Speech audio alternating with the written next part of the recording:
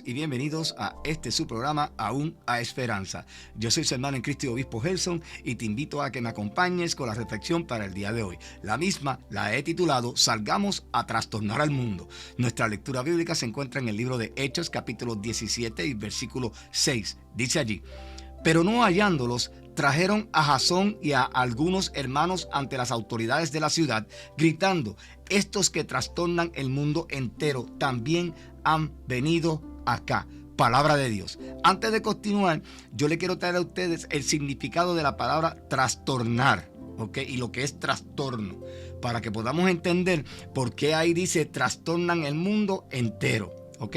Porque trastornar es volver loco para muchas personas, pero también vamos a verlo en el vocabulario griego. ¿Ok? Trastornar. ¿Ok? Esto es una palabra que sus raíces son del latín y significa cambiar de orden algo, simplemente salirse de la norma.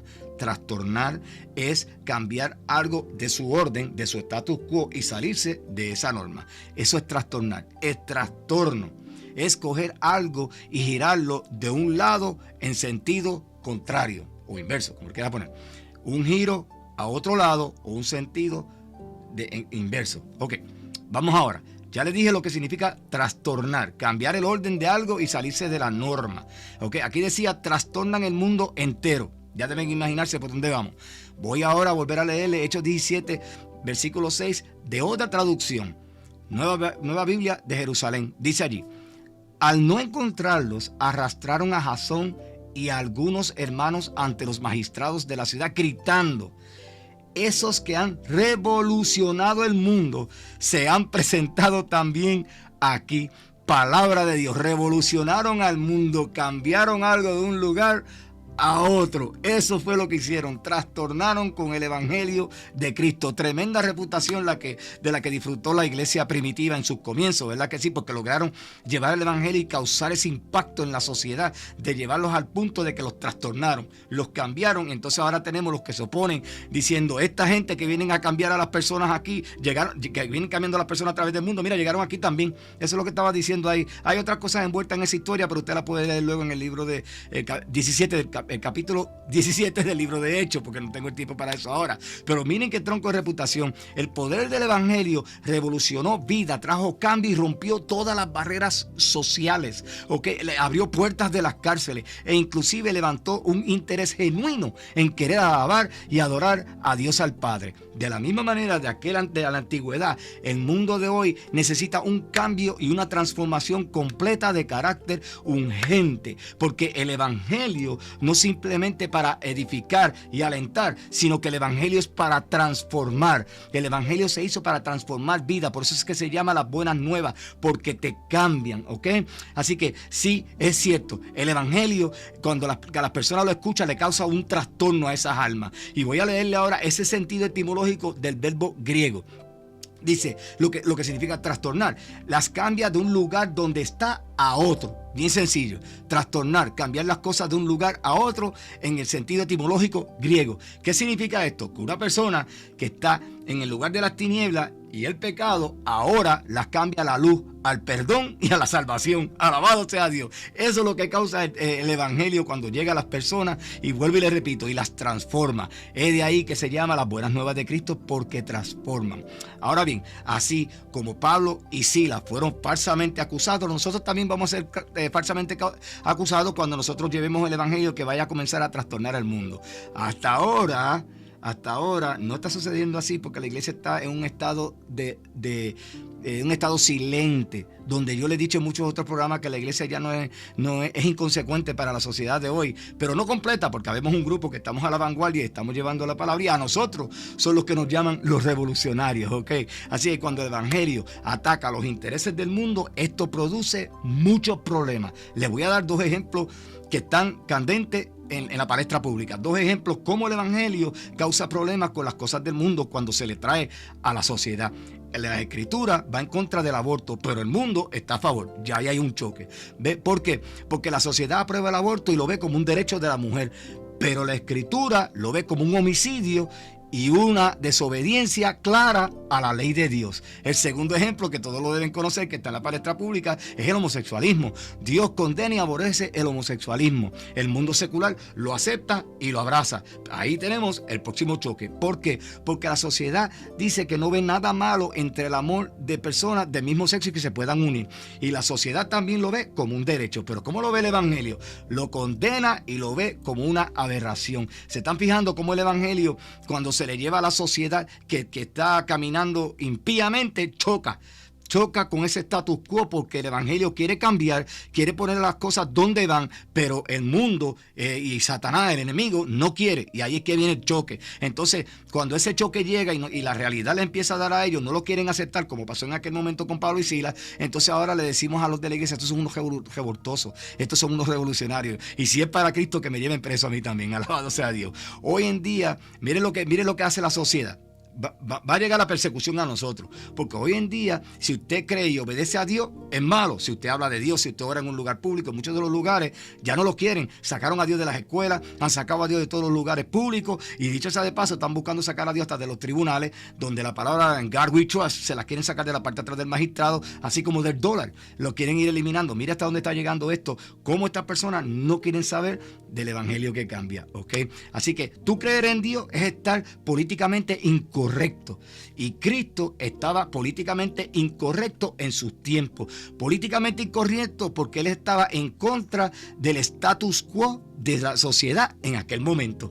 Y eso nos va a pasar a nosotros. Hoy los verdaderos creyentes de fe son vistos de la misma manera que Cristo. Nos ven como personas revolucionarias. ¿Por qué? Porque estamos en contra del status quo de la sociedad de nuestros días. Lo que ellos llaman por bueno, y es malo, nosotros lo señalamos como lo malo, y lo que es bueno, nosotros lo señalamos como bueno, y ellos no. Así que la sociedad ve lo malo como bueno y lo bueno como malo, y nosotros todo lo contrario. Pero todos sabemos que Isaías 5:20 nos dice: hay de los que a lo malo dicen bueno y a lo bueno malo, que hacen de la luz tinieblas y de las tinieblas luz. Palabra de Dios. Hermano, la revolución de la iglesia tiene que comenzar ya. No puede seguir en un estado de inmóvil como la iglesia se encuentra. Tiene que dejar de ser inconsecuente para la sociedad. La iglesia tiene que dejarse sentir como se dejó sentir en aquel tiempo. Y en aquel tiempo los perseguían, los mataban, los crucificaban, se los tiraban a los leones, hacían lo que les daba la gana con ellos porque no querían saber del evangelio, mas ellos siguieron y se mantenieron ahí llevando el evangelio, las buenas nuevas de salvación que transforman. ¿Y qué pasa con nosotros hoy? Nadie nos persigue de esa manera. ¿Cuál puede ser? En otros países, claro, tercermundistas, como le llaman por ahí, están básicamente como en África, en otros lugares así, matando gente. A los cristianos los matan, les queman las iglesias, les queman la Biblia. Pero usted y yo vivimos acá en el oeste, para el lado acá. Eso no sucede acá. ¿Cómo te pueden sancionar a ti? Pues te pueden quitar un canal de televisión, te pueden cerrar un YouTube, te pueden cerrar tu cuenta de Facebook, de Twitter, lo que sea. Pero no te van a hacer la persecución que le hacían a ellos. ¿Que va a venir más adelante? Claro que sí que va a venir más adelante. Pero en estos momentos no ha llegado por completo. Significa que ahora es el momento para salir a trastornar el mundo, a convertirnos en esos revolucionarios que fueron la iglesia primitiva atrás hace años, y que nosotros dejamos de seguirle sus pasos para seguir la comodidad que la gran mayoría de las iglesias tiene en el día de hoy. Ahora, debemos ser vistos como revolucionarios nosotros cuando prediquemos a Cristo, cuando prediquemos a Cristo resucitado, cuando señalemos el pecado y lo llamemos por su nombre, cuando vengamos y le pidamos a las personas que se arrepientan para el perdón de sus pecados, cuando prediquemos sobre el bautismo y la salvación, cuando prediquemos sobre la vida eterna. Es que nosotros comenzamos a convertirnos en revolucionarios de Cristo y llevando su evangelio de salvación. Pero hay una advertencia. Sí, porque también como revolucionarios, pues nosotros tenemos que llevar lo que es contrario. En otras palabras, las consecuencias. Hay que advertirle cuáles son las consecuencias de no arrepentirse y de no buscar a Cristo. Independientemente de que el Señor nos haya dado a nosotros un libre albedrío de elegir, el trabajo de nosotros es ir y hacer discípulos a todas las naciones como nos mandó Cristo Jesús. Si ellos no lo quieren aceptar, ellos le darán el frente a Dios en su momento, pero usted cumplió con su tarea. Y ¿saben qué? No piense que a todo el que usted le habla no va a venir, porque no va a venir quizás con usted, pero ya la semilla está sembrada y Dios la comienza a germinar a través del Espíritu Santo hasta que venga y venga a los pies de Cristo con otra persona tal vez o en otro lugar y no sea usted. Porque Cristo le dijo a los apóstoles: ustedes están cosechando lo que ustedes no sembraron, lo sembró otro, y eso nos va a pasar a nosotros también. Así que no se desespere cuando usted lleva el evangelio y piensa que, pero nadie viene a los pies de Cristo. ¿Pero qué pasa? No, porque no es usted. Es el Espíritu Santo el que los trae. Déjese de estar poniéndose esa carga a usted, porque indirectamente, quizás inconscientemente, ¿verdad?, está haciendo ver que es usted de la fuerza, que es usted el que está logrando las cosas. Y usted y yo no podemos lograr nada, porque Cristo dijo: nada podéis hacer sin mí. Así que no se desanime cuando usted lleva el evangelio y usted tiende a no ver un resultado inmediato, porque va a llegar. Y si no llega ahora, va a llegar siempre. Ahora bien, nosotros, de la misma manera que le hablamos de todas las cosas bonitas, también nosotros tenemos que hablar de la muerte eterna, del lago de fuego, de un Dios vivo que también que es amor, pero que también es fuego consumidor. Tenemos que hablar de la perdición y tenemos que hablar del juicio y venidero y la ira de Dios para la humanidad, de no haber un arrepentimiento. Si bien es cierto que tenemos que hablar de las cosas buenas y bonitas de Cristo y de la salvación y de la vida eterna, también hay que explicarle a ellos sobre las consecuencias de no hacerlo. ¿Por qué? Porque de qué otra manera le vamos a crear conciencia. Ve, quizás algunos lo escuchen, quizás no. Ese no es nuestro trabajo. Nuestro trabajo es convertirnos en aquellos revolucionarios que fueron los apóstoles en aquel momento, especialmente Pablo, y que la gente nos vea como tal y comience el evangelio a hacer su trabajo, que el Espíritu Santo comience a mover esas vidas, esos corazones, luego de que nosotros hemos llevado las buenas nuevas. Por eso es que tenemos que convertirnos en revolucionarios, ¿ok? Ahora, positivos y negativos de hacer todas estas cosas. Sí, debemos hablar del sacrificio y del amor de Cristo. Sí, debemos predicar sobre las buenas nuevas y la salvación. Sí, debemos hablar de las promesas y las bendiciones y de la vida eterna, pero sin dejar de hablar de las consecuencias de lo que esto va a traer cuando las personas no se arrepienten y no quieren venir a los pies de Cristo. Porque si no se arrepienten, va a haber consecuencias. Van a haber consecuencias en el tiempo del fin. Así que, hermanos y hermanas, el tiempo es corto y el inminente regreso de Cristo ya se asoma. No continuemos esperando. Como pueblo escogido por Dios, tenemos que comenzar la revolución ahora. Y no comenzarla, vamos a corregir eso. Vamos a continuar la revolución que comenzaron allá en la iglesia primitiva, los apóstoles y todos los que siguieron después a través de todo el transcurso de la historia humana hasta el día de hoy.